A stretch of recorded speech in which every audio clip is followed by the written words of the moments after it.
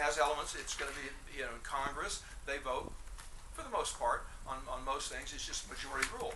But there are people who are our representatives. You and I elect them, and we fire them if they're not doing what we think that they should be doing. At least that's the way it's supposed to work. They actually get reelected over 90%. It's amazing. Our Congress has right now about a 9 or 10% approval rating, and yet we reelect, the last statistics I saw, the House at a 93% rate, and we reelect the Senate at a 95% rate. Now that is changing some, by the way, just in the last few years, and those are 2010 statistics. Democracy versus republic. We have a republic here, a representative democracy. We elect representatives because you and I don't have time to study all the issues and go down and vote on every issue. There's hundreds and hundreds, thousands of bills that go through Congress, hundreds that get voted on the floor, and so on. So we have a republic, but that still doesn't describe America perfectly. England has a republic. They have a representative democracy. They have Germany has that also. China has a republic. What is the difference between our republic and other republics? And I'm coming up with, if I was going to come up with the perfect God-given unalienable rights. I tell my kids in school, I say, if there's ever a question, and you don't know what the answer is, but one of the choices on there is God-given unalienable rights, that's the right answer. You can take the Trump money out of the hat. In America, penalties and rewards. We have a republic, a representative democracy with God-given unalienable rights, so that they had that. In England, they had the crown, they had the king, and they had a parliament. But the parliament pretty much rubber-stamped the king, but they didn't have unalienable rights. Here in America, if the president, the Congress, the U.S. Supreme Court, if they all feel some way and they don't like some particular race or religion or people of a national origin or of sex or whatever, we can't just pass laws here. They're going to have us do away with a religion or a race or whatever. So in America, we have a republic with God-given unalienable rights. I think that's a perfect definition of what America's government is. Okay, economic systems, real quickly. America's economic system is capitalism. It is free enterprise. It's laissez-faire, the French term that means leave us alone. Government, just leave us alone and let us have. But I want to contrast that to I want to contrast it quickly with other economic systems. So let's do this. If I were to put up here, here's capitalism. That's our system. Our founding fathers chose it. And here's communism and socialism. For all practical purposes, as far as economic systems are concerned, communism and socialism are exactly the same thing. In fact, the Soviet Union is the United Soviet Socialist Republic, right? And the Nazis were which was fascism.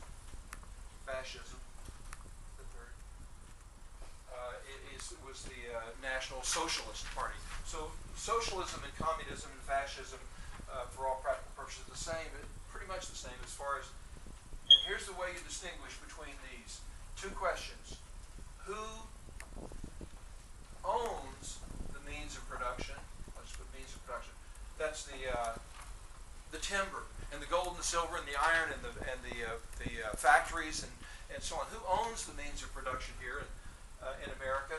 And secondly, who controls the means of production? Controls the means of production. In America, we have private ownership of the means of production. So it's the people, it's private. And in America, we have the people also control that. We get to keep the fruits of our labor. We can make a profit. If you lose out, I had in my econometrics class, Econ 487 back in college, I remember our professor brought a guy over from the old Soviet Union, and he stood up and he said, you want to know about Make America Great? And we all guessed at different things, and he said, I'll tell you about Make America Great. It's the right to go broke. He says, we have the right to go broke in America. He says, nobody goes broke in Russia or the Soviet Union. He says, of course, we're all broke, except for the oligarchy, but the state's going to take care of you, and nobody owns land over there. No, they don't own the means of production, and they don't control it. They got their 5-year plan and so on. But in America, we have ownership and private control of the means of production. In communism, you have state or government. I'll just put state ownership and state control. I have a daughter-in-law that's mother of 6 of my grandchildren, and she's raised in the old Soviet Union, and they don't own any. They don't own any land. They got 9 time zones of land out there that's owned by the government, and they have these little dakas that I'll talk about later, little summer homes where they have little gardens and so on. Fascism is the third way. Nazism. They had private ownership under Hitler. They had private ownership, but they had state control, which ended up being the same thing. In other words, when Hitler came, he said to Mr.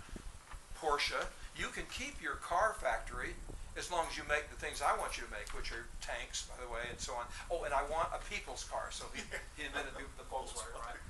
But, and he said to Mr. Siemens, you've been on elevators and escalators, you can keep your elevator factory as long as you make the stuff I want you to make for my war machine. And he said to Schindler, if you've seen Schindler's List, he said you can keep your pots and pan factory, is that what he made? But as long as you make what I want you to make, which is armaments. And Schindler tried to make sure that his armaments didn't work as much of it as possible and so on. But that's fascism. The point here is that even though fascism technically is different than communism and socialism, for all practical purposes, because the state controls it rather than private here in America, as far as human freedom is concerned, there's no difference between fascism and socialism. And that's why Hitler's over here, and Stalin and Lenin and Mao and Pol Pot and all those guys are here also. Russ, can we make sure that... Yeah. Okay, so in America we chose, it was natural that we would choose capitalism in America because capitalism is a free economic system where you can keep the fruits of your labor. Okay, let's talk about now, so we have limited government in America, limited, as limited as we can keep it. But we need government for certain ways to protect our unalienable rights, right? 3 things now we're going to talk about that contributed, that led up to the American Revolution. And they were necessary before we could have this miracle that was America in 1787 with the Constitution. The first thing I want to talk about is the Protestant Reformation. The Protestant means religions that were protesting against the Roman Catholic Church. At the time, all through from the Council of Nicaea in 350, Europe was controlled by the Roman Church there, and so all of the kings had to be anointed by the Pope or by the Pope's representative. And so religion was used to control people. But with the Protestant Reformation, you had people like Martin Luther, William Tyndale, Puritans and others who wanted to, they protested against the Holy Roman Church there. Martin Luther translated the Bible, Old Testament and New Testament, into German. And William Tyndale did the same thing, translated it into English, got himself burned at the stake for his trouble because it was a heresy. He was going against the Church of England by that time, because Henry VIII had broken off from the Church in Rome, and because he wanted to marry Anne Boleyn and so on. Right? So we had Martin Luther, William Tyndale. These people were great. They were necessary. This Protestant Reformation was necessary as a prelude to America. The Puritans were people in England who wanted to purify the Church of England. They'd read the Bible in English, and they said, there's nothing in the Bible that says you can buy your way into heaven with indulgences. For example, that's one of the things that Martin Luther put on his list of 95 things. But the Puritans said something that was really, really, really basic to America and God-given unalienable rights. They came up with the idea, the heretical idea that you and I take for granted now, but the idea that we could pray directly to God, that we did not have to go through the priest or the prince, the king, the crown, that we could pray directly to God. That was heresy for both the Holy Roman Church and the Church of England at the time, because they wanted to keep control over the people. And so you weren't allowed to think that. And so they persecuted and they killed, in some cases, the Puritans. And so the Puritans were driven out of England. They left. They came to America. They made a pilgrimage to America on the Mayflower and the Hopewell and the Speedwell, or whatever the other ships were. They came over and we call them the Pilgrims. The Puritans Puritans were the Pilgrims who came over here. And by the way, just for historical interest, they came over and they were in Massachusetts to begin with, and the Puritans, who were driven out, came here to get religious freedom. They ended up persecuting other people. You had the Salem witch trials because of them, and so Roger Williams, pardon me. Yes, and yes, and we're going to talk a lot about that too. It wasn't just them that was persecuting Native Americans. Roger Williams then left Massachusetts and started the Rhode Island plantation, the state of Rhode Island, so that people could get away from the persecution of the Puritans, who had gotten away from the persecution in England. But the Puritans, the key thing I want you to remember about that is this idea that you can pray directly to God. That means we have a relationship with God. That we're not dependent on the government or the church to do that. We can pray in our hearts and in our homes and so on, as well as at church. Puritans were key. Okay, the scientific enlightenment. We're not going to spend a whole bunch of time on that. The scientific enlightenment was very important. For 6,000 years, roughly, you had wizards and magicians and voodoo and hoodoo and the magi. They were all magicians. In the Native American culture, you had the medicine man. He was second to the chief because they had some kind of knowledge and some kind of power and so on. And so the king, the crown, the leaders always used mystical, occultic things to control the people. Government, our whole issue in America is about control versus freedom. Okay, and so with the scientific enlightenment said there are laws, there are absolute laws out there. The law of gravity. You can disagree with it, but you're going to suffer the consequences, and other laws too. And it got rid of the idea of control by mysterious occultic stuff that we the people somehow don't understand. Let's go to the political philosophers. This is very important. And I just listed 4 of them here. And the most important is Cicero. If you read these parts here, right at the very beginning, one of them is Cicero. In the college textbooks, they only mention Hobbes, Locke, and Rousseau. Maybe they'll talk about Hume's or Montesquieu, but more ones that are in the 15, 16, 1700s. But the grandfather-in-law, the one that 2,000 years ago, was Cicero. And he's the one who, Cicero, there you go, was the first one. He was a Roman consul, which means he was higher than a Roman senator. He was second only to the Caesar himself. And Cicero came up with the idea of the laws of nature and of nature's God, of what we call natural law, that you and I have natural rights. Natural rights are exactly the same thing as unalienable or inalienable. The same thing as fundamental rights. They're the same thing as what are some of the other inherent rights? He was at least as far as and the founding fathers, a little bit more educated than we were. They were very familiar with Cicero, and so Thomas Jefferson quoted him in the Declaration of Independence. He used a bunch of beautiful language and thought and concepts, but he didn't make them up himself. He stood on the shoulders of giants, and he used Cicero's language. He said that God is the creator, and he said that there is such a thing as true law. Cicero called it true law, absolute law, not moral relativism. Moral relativism is that you and I can just, if it feels good, if it's what's good for us, then that's okay. It's what 70% of college professors apparently believe, according to the deals. But whether that's right or wrong, we're just going to teach you what our founding fathers said and what is the basis of law in America. Our founding fathers agreed with Cicero that there is such a thing as natural law, true laws, the laws of nature and of nature's God. They are laws of science and math and laws of religion and of marital relations and so on. That there are absolute truths out there. If we can just identify those truths and then align our lives with the truth, that we can be blessed and we can be happier, we can prosper, and we can be free and so on. So Cicero, I love Cicero. He's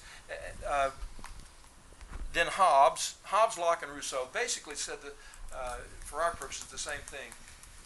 They said they recognized, and we had about 1,000 years of history in England of starting to recognize this idea that they weren't using the terms God-given unalienable rights, but recognizing that the people had some kind of rights. Way back with the Magna Carta on Runnymede, they had the divine right, and the king was the representative of God, and they said that to him, but it was the lords and the barons finally said to Prince John. He was the wicked Prince John, if you ever read Robin Hood, which is not a true story, but Prince John was the brother of King Richard, and Prince John was a bad guy, and he was exercising tyrannical powers and so on. And so they surrounded him with their long swords there, and they gave him this Magna Carta, the Great Charter, and said, "You're the king, but there's some things you can't do, and there's a list of them, and you're going to sign this and agree that you won't do these things again." They were just protecting themselves; they weren't protecting the rest of the people, but they were the lords and barons. They said, "You can't do these things, and if you don't sign this and agree that you won't do these things without our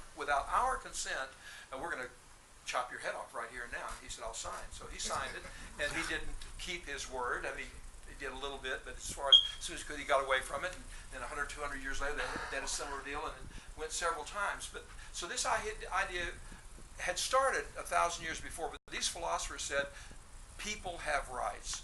Individuals have rights, and they started calling them unalienable rights because they came from God, and so the government can't take them away. They can't alienate them. They can't make them foreign to us or alienate them. And so Thomas Hobbes, by the way, who believed that we had rights, he also believed in what we call the social contract. The social contract is the Mayflower Compact was a social contract. It's where we, the people, make a contract, and we say, okay, we'll have a government here to protect our rights. But here's our agreement in here. It's a social. He believed in social compact. He came up with that idea. But he said he also liked the idea of kings. He said we should voluntarily have kings. Let me say something about that for a minute here. Should we have kings or not? In the Old Testament, for example, they had kings way back when, and eventually, at a certain point, some of the people said, "We want a king." I'm sorry, they did not have a king. They had judges. And they didn't have kings, but most of the nations of the world had kings, and so they said, "We want to have kings," and the prophet said, "No, you can't have kings." Finally, according to the Old Testament, God said, "Okay, if they want to have kings, they can have a king. They're going to be sorry, because surely this thing leadeth to bondage," and so on. There were some good kings, not just in the Bible, but throughout history. There have been some good kings, but there was a whole bunch of bad kings because apparently, what's his name was right, Lord Upton, that said that power corrupts, and so kings. It's hard for someone to be like King Canute, who's one of my favorite, who I don't think we have time to talk about today. We'll find another time. All right. So Thomas Hobbes, John Locke said we have unalienable rights, and Jacques Rousseau said the same thing and said because we have unalienable rights, I think he's the one that coined the term, therefore our government leaders have to have the consent of the governed, because we the people with unalienable rights, we have been delegated these rights from God, and therefore, good looking guy, and so therefore we have the right, the government has to have our consent to whatever they do, right? God-given unalienable rights. So I listed here, and see all these words under God-given unalienable rights? The only reason I listed them there was to say to you, as we use all these terms, please don't be confused. They're all exactly the same thing. God-given unalienable rights, unalienable or inalienable, inherent rights. Ours, we inherited them as when we're born, natural rights by our nature. Fundamental rights, basic rights, it's all the same thing. God-given unalienable rights. It's the basis of everything in America, and we'll harken back to it another 50 or 100 times as we're talking about other things. Representative government. Representative government. Again, we have a representative democracy. We don't have a pure democracy. We don't all vote on everything. Even with president, we actually have an electoral college. We'll talk about that later. Taxation without representation. We're building up now to the revolution. The American colonies came over here, considered themselves Englishmen. That they were loyal citizens of the king of England, and they were loyal to the king of England, and yet they weren't being treated like English citizens. They were being taxed. As a matter of fact, now remember we had in 1776 was our revolution here in America. But prior to that, from 1756 to 1763, there was the 7 Years' War, big war between England and France. They were always warring. And wars cost a lot of money. And the king needed a bunch of money. And he had this very prosperous 13 colonies over here in America that they just said, we'll tax them. They're making money, we'll tax them. And so, real quickly, they had the Sugar Act, which taxed sugar and molasses and some other stuff. And then a year or so later, they had the Stamp Act. The Stamp Act, if you can imagine living in this kind of a and by the way, they had no representation. They couldn't elect someone to be in Parliament to govern them, to help govern themselves. They just had to do whatever Parliament said. And so I forget who first used the term, but said, taxation without representation. This is not right. It became the war cry of the American Revolution. Taxation. So let's talk about some of the ways they were taxed and controlled.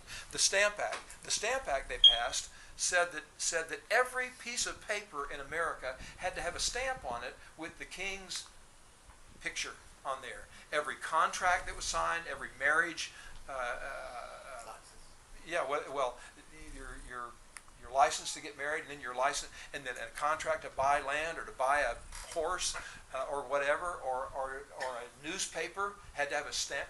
If there was a sign that was put on a post out somewhere, had to have a stamp on it. If you had a deck of cards, it had to have a stamp on it. You bought that. That money went directly to the king, by the way. It didn't stay here in America. So that one really irritated them. And then the Declaratory Act. We're going to come back to that at one time. Excuse me, couldn't the soldiers come in at any time and check to see if you had things, make sure that you had everything was stamped? Yes, they could, and that's one of the reasons we have Amendment number 3, and we are going to spend some time on that, but since you bring it up, yes.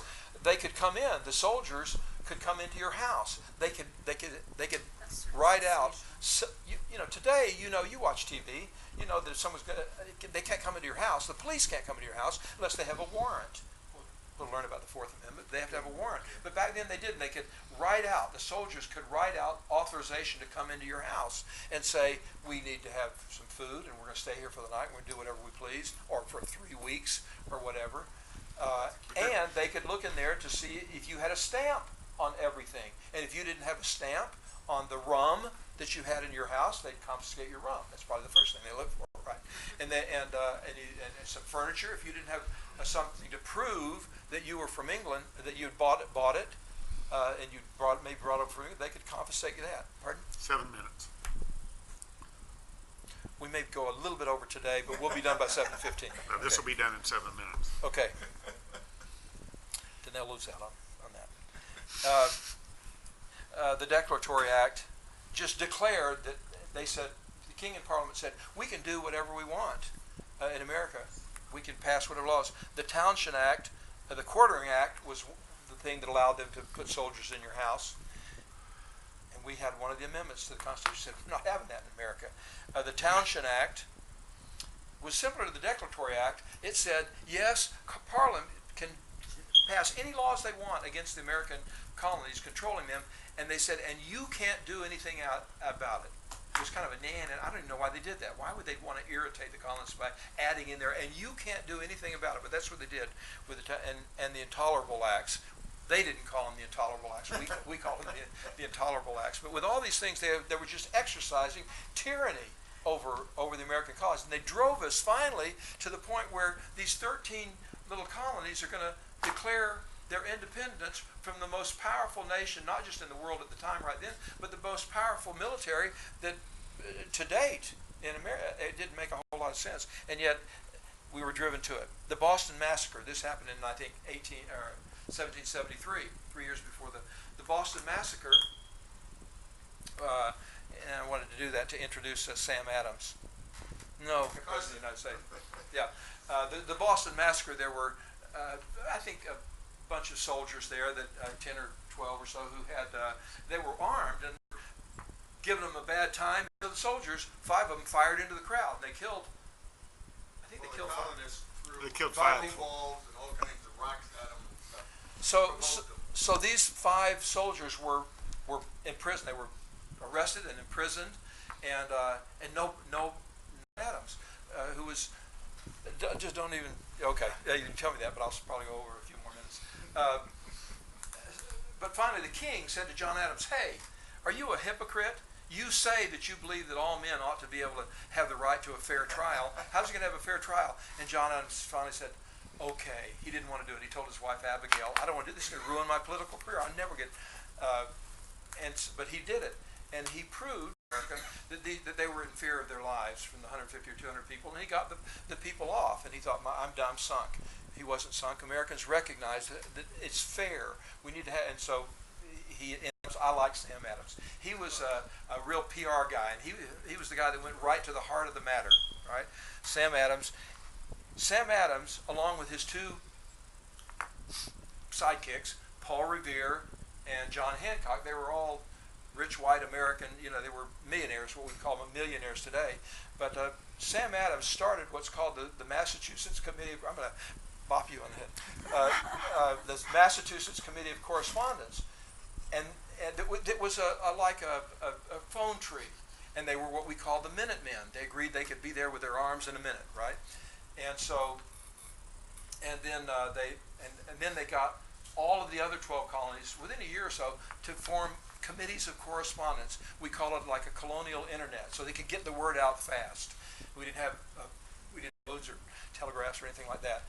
And so when the British were coming, it was the Minutemen. It was the committees of correspondence. That's why Paul Revere was the one, Paul Revere and Dr. Warren and that young guy, that headed out for Concord to tell you the British are coming, the British are coming. Correspondence Minutemen, and they went out there dressed like Mohawk Indians, and they dumped all the tea. Today it would have been millions of dollars worth of tea, and so the king blocked tea and so on. So that was, people came here to America for three different and/or economic and/or political freedom. Some came for all three. Things are changing, but what are you saying now? I said that's Still is where most people want to come to America. Freedom, even moving away from the Constitution. The whole purpose of this, we're the sovereigns, and this generation and our children and our grandchildren are going to choose. I see your one finger there. We say socialism, state control here. Or do we want to go that direction? Or do we want to keep the Constitution? I put this down here. We believe in America in equality, but do we believe, what kind of equality? Do we equally rich, or everybody's equally smart? We don't equal before God, that we have equal opportunity, that we're equal before the law. In America, one of the things that's in the Constitution, because of that, is no princesses. Oh, we got Disney, but we don't have, the English over there, they love their princesses. And